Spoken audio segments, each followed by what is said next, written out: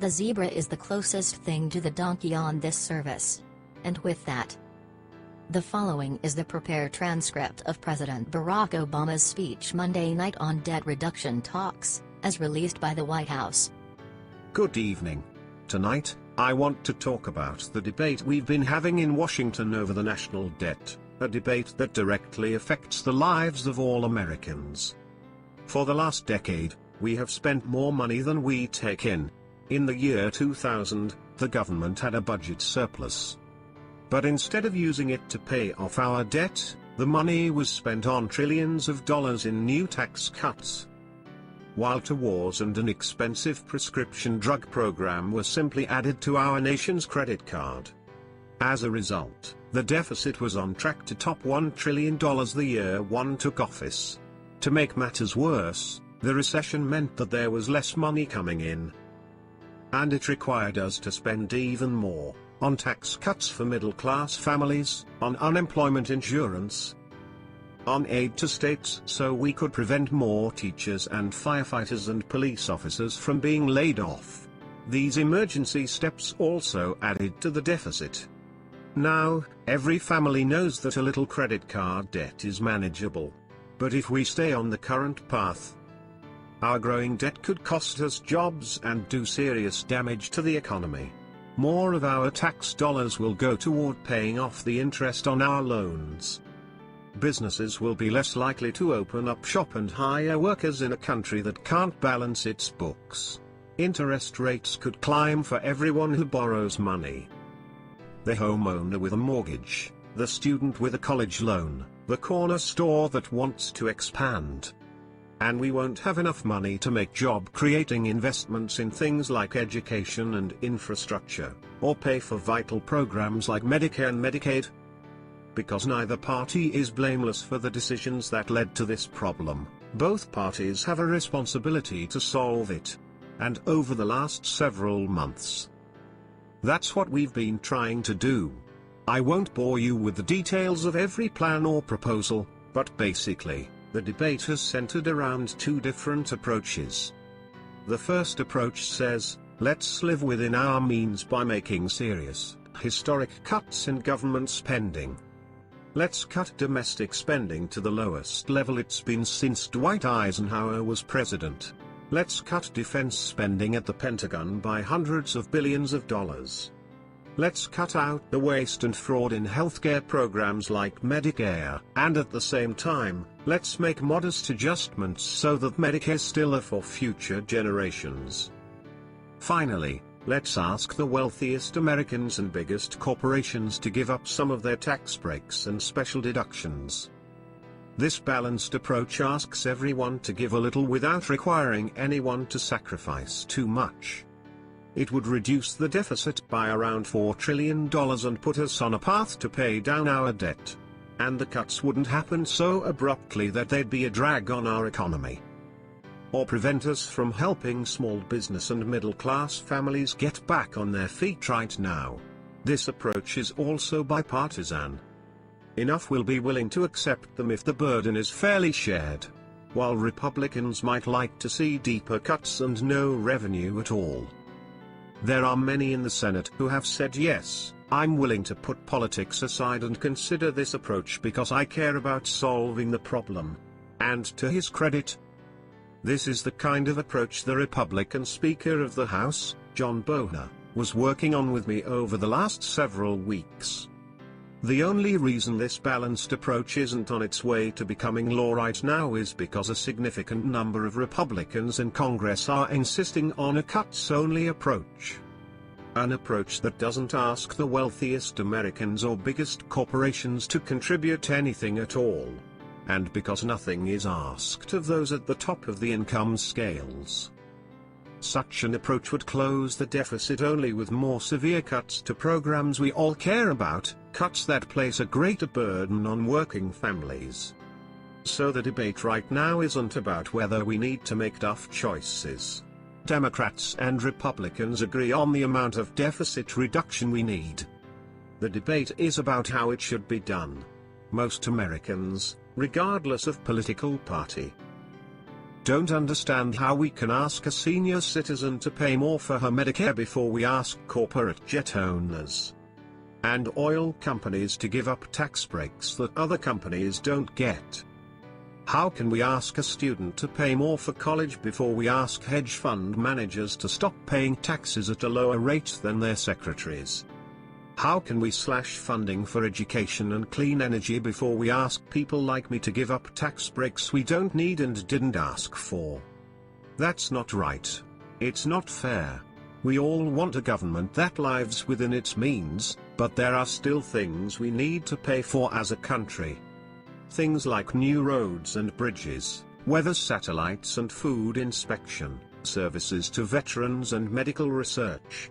Keep in mind that under a balanced approach, the 98% of Americans who make under $250,000 would see no tax increases at all. None. In fact, I want to extend the payroll tax cut for working families.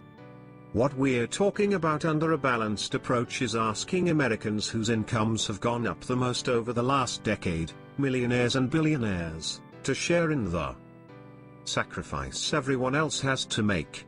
And I think these patriotic Americans are willing to pitch in.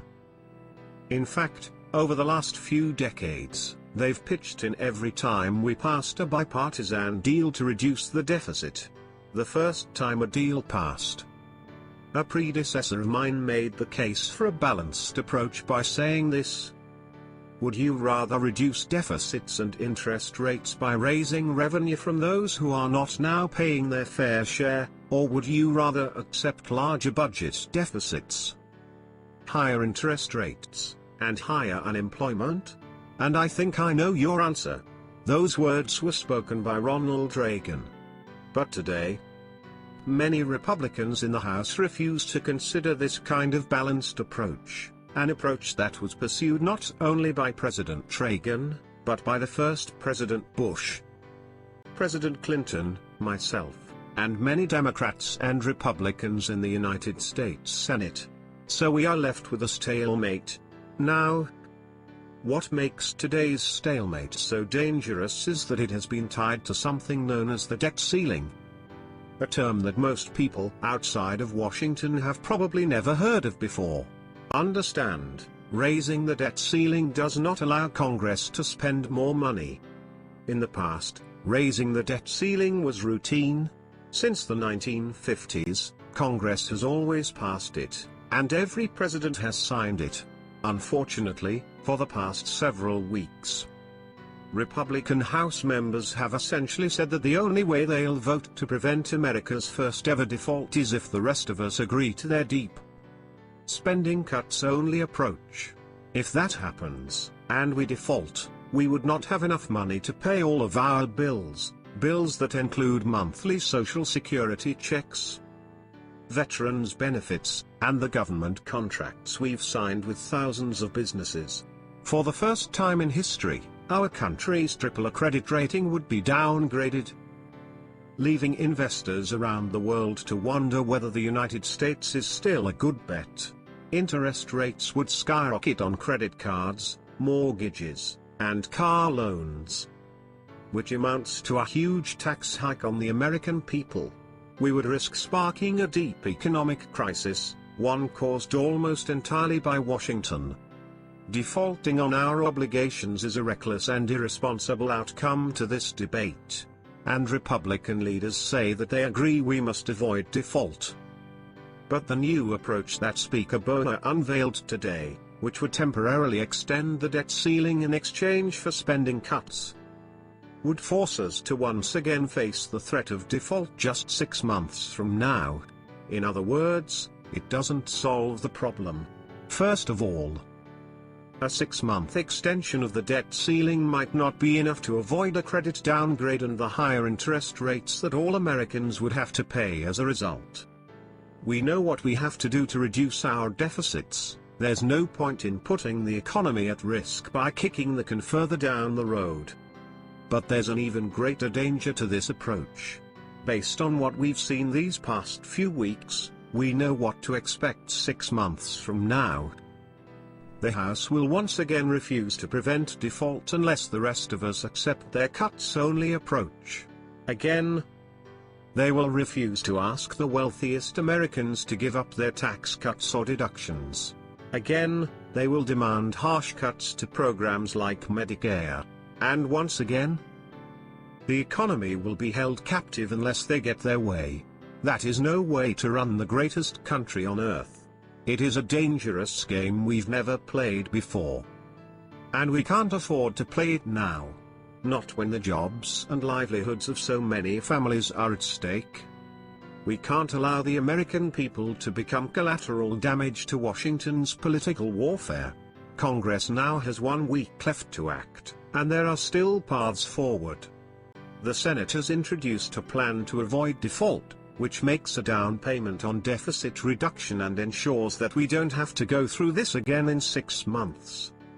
I think that's a much better path, although serious deficit reduction would still require us to tackle the tough challenges of entitlement and tax reform. Either way, I have told leaders of both parties that they must come up with a fair compromise in the next few days that can pass both houses of Congress, a compromise I can sign. And I am confident we can reach this compromise. Despite our disagreements, Republican leaders and I have found common ground before. And I believe that enough members of both parties will ultimately put politics aside and help us make progress. I realize that a lot of the new members of Congress and I don't see eye to eye on many issues. But we were each elected by some of the same Americans for some of the same reasons. Yes, many want government to start living within its means. And many are fed up with a system in which the deck seems stacked against middle-class Americans in favor of the wealthiest few. But do you know what people are fed up with most of? But do you know what people are fed up with most of all? They're fed up with a town where compromise has become a dirty word. They work all day long, many of them scraping by, just to put food on the table. And when these Americans come home at night, bone-tired, and turn on the news, all they see is the same partisan three-ring circus here in Washington. They see leaders who can't seem to come together and do what it takes to make life just a little bit better for ordinary Americans. They are offended by that. And they should be. The American people may have voted for divided government, but they didn't vote for a dysfunctional government. So I'm asking you all to make your voice heard. If you want a balanced approach to reducing the deficit, let your member of Congress know. If you believe we can solve this problem through compromise, send that message. America, after all, has always been a grand experiment in compromise. As a democracy made up of every race and religion, where every belief and point of view is welcomed. We have put to the test time and again the proposition at the heart of our founding, that out of many, we are one. We have engaged in fierce and passionate debates about the issues of the day, but from slavery to war, from civil liberties to questions of economic justice. We have tried to live by the words that Jefferson once wrote, "Every man cannot have his way in all things." Without this mutual disposition, we are disjointed individuals, but not a society. History is scattered with the stories of those who held fast to rigid ideologies and refused to listen to those who disagreed. But those are not the Americans we remember. We remember the Americans who put country above self, and set personal grievances aside for the greater good.